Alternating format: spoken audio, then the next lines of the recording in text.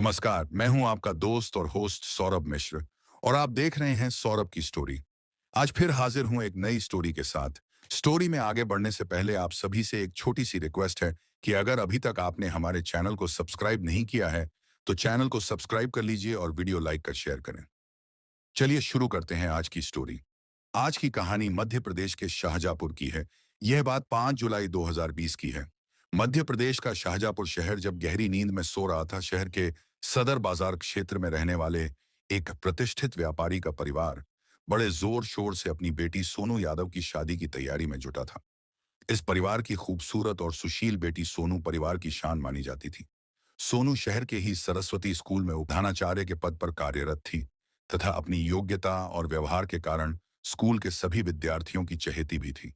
सोनू की शादी उज्जैन जिले के नागदा के रहने वाले प्रतिष्ठित बागरेचा परिवार के बेटे के साथ होने जा रही थी। दूल्हे के मामा जावरा सर्राफा बाजार में रहते थे और उनकी ख्वाहिश थी कि भांजे की शादी जावरा में ही हो। दोनों परिवारों ने इस प्रस्ताव पर सहमति जताई और फिर 5 जुलाई को जावरा के कोठारी रिसोर्ट में शादी करने का फैसला कर लिया। सोनू का परिवार तय समय पर 5 जुलाई की सुबह जल्दी ही शाहजहाँपुर से जावरा जाने की तैयारी में लग गया। शादी की सुबह होने के कारण सोनू को नींद नहीं आ रही थी और वह भी रात भर जाग रही थी। लेकिन इसी रात रतलाम जिले के दीनदयाल नगर में रहने वाला युवक राम यादव भी नींद से कोसों दूर था। वह इस परिवार का हिस्सा तो नहीं था, लेकिन उसकी बेचैनी की वजह जरूर सोनू की शादी थी। सुबह के वक्त जब सोनू अपने परिवार के साथ जावरा के लिए रवाना हुई, लगभग उसी समय राम यादव भी अपने दोस्त पवन पांचाल के साथ बाइक पर सवार होकर रतलाम से जावरा के लिए चल पड़ा। हालांकि दोनों का सफर एक ही दिशा में था, लेकिन उनका मकसद बिल्कुल अलग था। सोनू जहां अपने दूल्हे से शादी करने जा रही थी, वहीं राम का मकसद सोनू तक पहुंचना था। करीब सुबह 8:30 पर सोनू और उसका परिवार जावरा के कोठारी रिसोर्ट पहुंच गया। कोरोना महामारी के चलते लॉकडाउन की वजह से शादी में अधिक लोगों को बुलाने की अनुमति नहीं थी। इसीलिए दोनों परिवारों ने सिर्फ खास मेहमानों को ही आमंत्रित किया था। रिसोर्ट में भीड़-भाड़ नहीं थी और माहौल शांति से भरा हुआ था।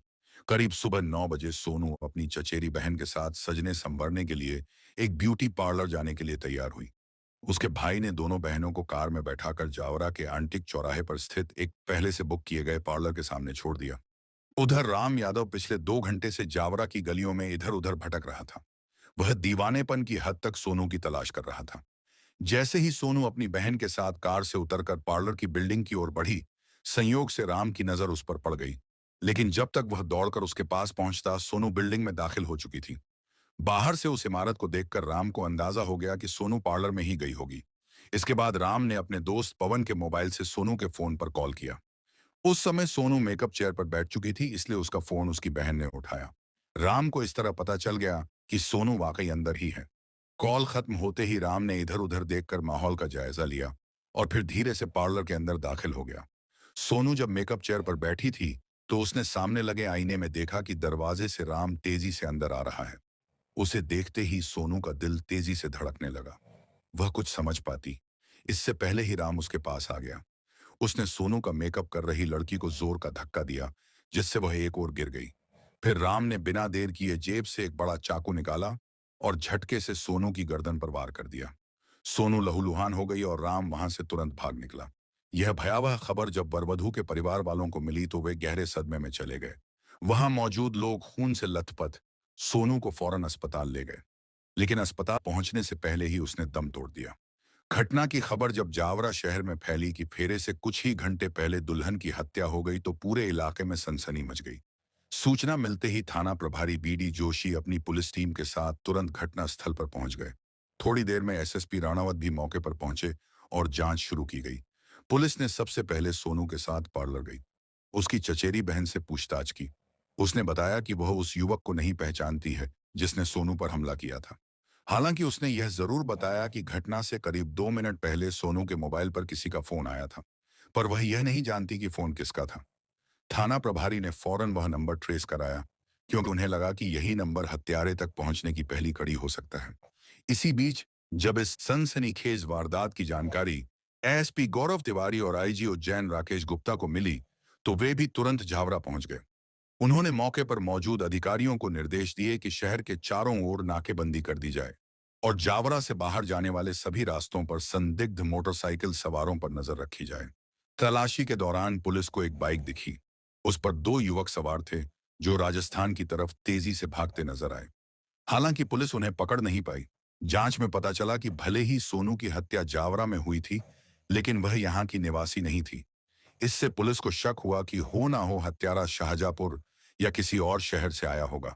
जब बाइक नंबर के आधार पर जांच को आगे बढ़ाया गया, तो रतलाम के एक सीसीटीवी फुटेज से यह पता चला कि वही बाइक सुबह करीब 6 बजे दो युवकों के साथ रतलाम से जावरा की तरफ गई थी। इससे पुलिस को यकीन हो गया कि वे युवक रतलाम के ही हैं। इसके बाद दोनों युवकों की तस्वीरें निकालकर सभी थानों में पहचान के लिए भेजी गईं। इसी बीच दीनदयाल नगर थाने में तैनात एक आरक्षक ने उन फोटो को पहचान लिया। उसने बताया कि वे युवक राम यादव और पवन पांचाल हैं, जो जाटों के वास इलाके के रहने वाले हैं। राम यादव पहले भारतीय जनता युवा मोर्चा में जिला कार्यकारिणी का सदस्य रह चुका था, जिससे पुलिस के लिए उसकी पहचान करना आसान हो गया। इस पहचान के बाद पुलिस ने राजस्थान की ओर जाने वाले रास्तों पर सख्त नाकाबंदी कर दी।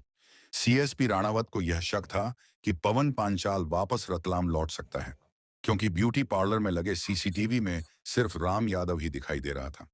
वह अकेला अंदर गया और फिर भागता हुआ निकला। इस बात के पूरे सबूत मिल चुके थे कि सोनू की हत्या राम यादव ने की थी और पवन केवल उसकी मदद करने की नीयत से उसके साथ गया था। सीएसपी राणावत की सोच इस मामले में पूरी तरह सही साबित हुई। पवन पुलिस की गिरफ्त में तब आ गया जब वह राजस्थान से वापस लौट रहा था। जैसे ही पुलिस ने उसे हिरासत में लिया, उससे सख्ती से पूछताछ की गई। पूछताछ में उसने कबूल किया कि सोनू की हत्या राम यादव ने की थी और वह खुद तो केवल उसे बांसवाड़ा डिपो पर छोड़कर लौट रहा था। पवन को यह नहीं पता था कि राम को अभी तक उसके पकड़े जाने की खबर नहीं लगी थी। इस बात का फायदा उठाकर पुलिस ने पवन से राम को फोन करवाया। पवन ने जैसे ही राम को फोन किया, राम ने उसे बताया कि वह इस वक्त सावरियाजी में है। यह जानकारी मिलते ही पुलिस ने तुरंत एक टीम सावरियाजी रवाना कर दी। वहां से पुलिस ने राम यादव को भी गिरफ्तार कर लिया। महज एक दिन के अंदर ही पुलिस ने सोनू के दोनों हत्यारों को पकड़ लिया था। उनके पास से पुलिस को वह बड़ा चाकू भी मिला जिससे हत्या की गई थी। साथ ही राम के खून से सने कपड़े भी बरामद कर लिए गए। जब पुलिस ने राम और पवन दोनों से विस्तार से पूछताछ की, तब इस खौफनाक हत्या की असली वजह सामने आई, जो बेहद ही दर्दनाक थी। पुलिस पूछताछ में राम ने खुलासा किया कि उसने क्यों और कैसे सोनू की हत्या की थी। तो दोस्तों, चलिए इस दर्दनाक अपराध की कहानी को विस्तार से जानते हैं। उससे पहले कृपया हमारे चैनल को सब्सक्राइब अवश्य कर लें। साथ ही वीडियो को लाइक एवं शेयर करना भी ना भूलें। तो चलिए वीडियो में आगे बढ़ते हैं। शाहजहांपुर के एक प्रतिष्ठित व्यापारी परिवार की बेटी सोनू न केवल पढ़ी लिखी और समझदार थी, बल्कि बेहद खूबसूरत भी थी। उसके गुणों के साथ साथ उसका रूप भी लोगों को आकर्षित करता था। रिश्तेदार, दोस्त और जान पहचान वाले सभी उसे बेहद पसंद करते थे। उसके पिता ने उसके लिए बहुत सोच समझकर एक अच्छा रिश्ता देखा और साल 2010 में उसकी शादी उज्जैन के एक सजातीय युवक से कर दी थी, लेकिन शादी के बाद पति के साथ उसकी बिल्कुल नहीं बनी।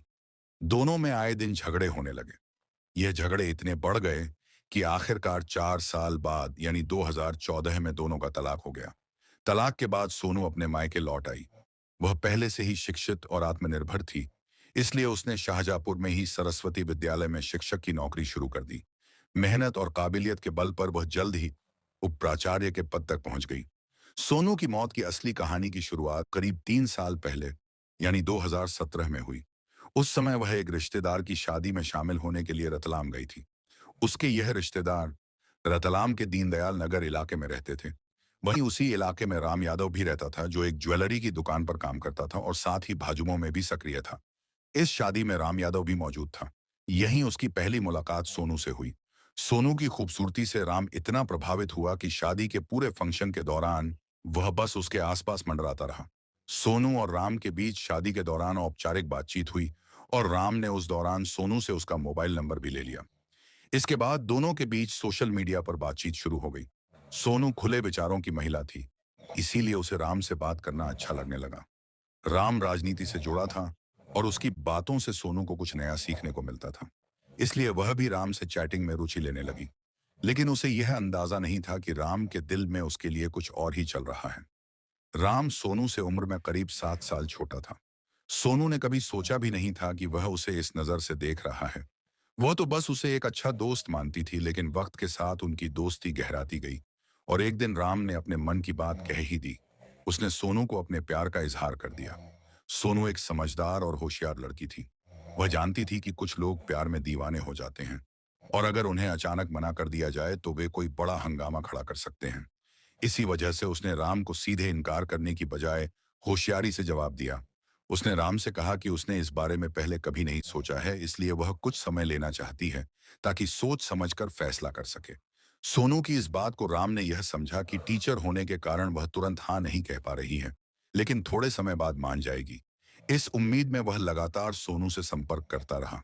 वह कभी उसे फोन करता तो कभी फेसबुक या व्हाट्सएप पर मैसेज भेजकर अपने प्यार का इजहार करता था। दोनों के बीच फोन पर कई बार बातें भी हुई। जून महीने के आखिरी दिनों में एक दिन राम ने फोन पर फिर से सोनू से शादी की बात की। इस पर सोनू ने साफ साफ जवाब दिया कि यह मुमकिन नहीं है। उसने राम से कहा कि वह उम्र में उससे काफी बड़ी है और वह पहले भी एक बार तलाक का दर्द झेल चुकी है। इसीलिए अब दोबारा शादी का फैसला उसने अपने माता पिता पर छोड़ दिया है। अब वह वही करेगी जो उसके माता पिता चाहेंगे। राम यह सब सुनकर चौंक गया और पूछा कि क्या वह शादी कर रही है। सोनू ने जवाब देते हुए कहा कि हाँ, उसकी शादी 5 जुलाई 2020 को है। सोनू ने यह भी बताया कि घर वालों ने जावरा में एक रिसोर्ट भी बुक कर दिया है। जब राम ने यह सुना तो उसने और जानकारी पूछी। सोनू ने बिना कुछ छिपाए सारी बात बता दी। यह सब सुनकर राम बुरी तरह गुस्से में आ गया। उसे लगा कि उसके सारे सपने बिखर गए हैं। वह सोनू को लेकर बहुत कुछ सोच चुका था। उसकी शादी की खबर ने उसकी सारी उम्मीदें खत्म कर दी। गुस्से और जलन में वह यह सोचने लगा कि अगर सोनू उसकी नहीं हो सकती तो वह किसी और की भी नहीं होनी चाहिए। राम ने यह बात अपने दोस्त पवन पांचाल को बताई। पवन ने भी राम का साथ देने का वादा किया। दोनों ने मिलकर यह तय कर लिया कि 5 जुलाई को ही सोनू की हत्या कर देंगे। निर्धारित योजना के अनुसार 5 जुलाई को राम और उसका दोस्त पवन जावरा पहुंचे और वहीं सोनू की हत्या कर दी। दूसरी ओर सोनू के परिवार वालों का कहना है कि उनकी बेटी का किसी से कोई प्रेम संबंध नहीं था। वे कहते हैं कि राम अपनी गलती छिपाने के लिए सोनू पर झूठे आरोप लगा रहा है। पुलिस ने राम यादव और उसके साथी पवन पांचाल से गहराई से पूछताछ की। पूछताछ के बाद दोनों को अदालत में पेश किया गया, जहां से उन्हें जेल भेज दिया गया। आज की दूसरी कहानी उत्तर प्रदेश के मेरठ जिला की है। 12 अप्रैल 2025 को मेरठ की एक महिला रविता ने अपने प्रेमी अमरदीप के साथ मिलकर अपने पति की हत्या कर दी। दोनों ने मिलकर एक ऐसी साजिश रची जिसमें हत्या को छुपाने के लिए उन्होंने सांप का सहारा लिया। हत्या करने के बाद उन्होंने पति के शव के नीचे एक जिंदा सांप रख दिया ताकि ऐसा लगे कि पति की मौत सांप के काटने से हुई है। लेकिन जब पोस्टमार्टम रिपोर्ट आई तो सच सामने आ गया कि पति अमित की मौत सांप के काटने से नहीं बल्कि गला घोटने से हुई थी। पुलिस ने इस साजिश का खुलासा करते हुए कातिल पत्नी रविता और उसके प्रेमी अमरदीप को गिरफ्तार कर लिया। पूछताछ के दौरान अमरदीप ने पुलिस को बताया कि इस खतरनाक योजना की मास्टरमाइंड रविता थी। उसने बताया कि 20 मार्च 2025 को उसकी और अमित के बीच काफी जोरदार झगड़ा हुआ था। इसके बाद अमित ने अमरदीप को सबक सिखाने के लिए कुछ लड़कों को उसके पीछे लगा दिया था। कई लड़के उसके घर भी पहुंचे थे और उसे बाहर बुलाने की कोशिश की थी, लेकिन वह डर के मारे बाहर नहीं निकल। इसके बाद भी अमित बार बार उसे धमकी देता रहा कि वह उसे जान से मार देगा। अमरदीप ने आगे बताया कि पति को मारने के लिए सांप का इस्तेमाल करने का खतरनाक आइडिया रविता का ही था। रविता अक्सर अमरदीप से कहा करती थी कि उसका पति अमित उसे बहुत बुरी तरह प्रताड़ित करता है। वह बेल्ट से पीटता है और उसके साथ अमानवीय व्यवहार करता है। रविता ने कहा कि वह अब इस रिश्ते से पूरी तरह परेशान हो चुकी है और किसी भी तरह अमित से छुटकारा पाना चाहती है। इस पर अमरदीप ने उसे कई बार समझाया कि वह पुलिस में शिकायत दर्ज करवा दे और कानूनी तरीके से मदद ले, लेकिन रविता ने जवाब दिया कि अमित उसे तलाक देने को तैयार नहीं है और अब उसे किसी भी कीमत पर रास्ते से हटाना जरूरी है। कुछ दिन बाद रविता ने खुद अमरदीप से कहा कि वह किसी तरह एक सांप का इंतजाम कर ले। पुलिस पूछताछ में अमरदीप ने बताया कि उसने इस काम के लिए अपने गांव के एक पुराने दोस्त से संपर्क किया था। दोस्त ने उसे एक मोबाइल नंबर दिया जो महमूदपुर सिखेड़ा गांव में रहने वाले कृष्ण नाम के सपेरे का था। इसके बाद अमरदीप ने सपेरे कृष्ण से बात की और तय हुआ कि वह 1000 रुपये में उसे सांप देगा। सौदा तय होने के बाद अमरदीप सपेरे से सांप लेकर उसे एक झोले में रखकर संभाल कर बैठा रहा और प्रेमिका के इशारे का इंतजार करने लगा।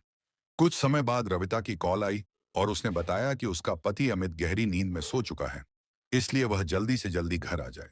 इसके बाद अमरदीप सीधे रविता के घर पहुंच गया। वहां पहुंचते ही उसने अपनी प्रेमिका रविता के साथ मिलकर अमित का गला दबा दिया। जब दोनों मिलकर अमित का गला घोंट रहे थे, तब अजीब बात यह रही कि किसी ने भी अमित की चीखने या मदद मांगने की आवाज नहीं सुनी। जब अमित की मौत हो गई, तो अमरदीप ने अपने साथ लाए झोले से एक सांप निकाला और उसकी पूंछ को अमित की लाश के नीचे दबा दिया। उसकी योजना थी कि सांप अमित को डस ले, जिससे उसकी मौत स्वाभाविक लगे। अमरदीप और रविता की पहली मुलाकात लगभग 6 महीने पहले हुई थी। दोनों एक ही जगह काम करने जाते थे। इसी दौरान दोनों के बीच नजदीकियां बढ़ी और प्रेम संबंध बन गए। लेकिन उनके प्यार के बीच अमित आड़े आ रहा था। इसलिए दोनों ने मिलकर एक साजिश रची और उसे मारने की योजना बना डाली। जांच में पता चला कि जिस सांप ने अमित को लगभग 10 बार डंसा था, वह घोड़ा पछाड़ यानी धामण प्रजाति का सांप था। यह सांप जहरीला नहीं होता और आमतौर पर किसानों का मददगार माना जाता है, क्योंकि यह चूहे और मेंढकों का शिकार करता है। फिलहाल पुलिस ने अमरदीप और रविता दोनों को गिरफ्तार कर लिया है और उनसे पूछताछ का सिलसिला जारी है। दोस्तों, इस घटना को सुनाने का उद्देश्य किसी को दुख पहुंचाना या परेशान करना नहीं है, बल्कि आपकी जागरूकता बढ़ाना है और आपको सचेत करना है। इस पूरी घटना के बारे में आपके क्या विचार हैं? कृपया कमेंट में जरूर बताएं। और आप कहां से वीडियो देख रहे हैं, कृपया जगह के बारे में भी लिखें। इसी के साथ हम आपसे विदा लेना चाहते हैं। कल फिर मिलेंगे एक नई स्टोरी के साथ। तब तक आप सभी अपना और अपने परिवार ख्याल रखें। जय हिंद, जय भारत, वंदे मातरम, जय श्री राम।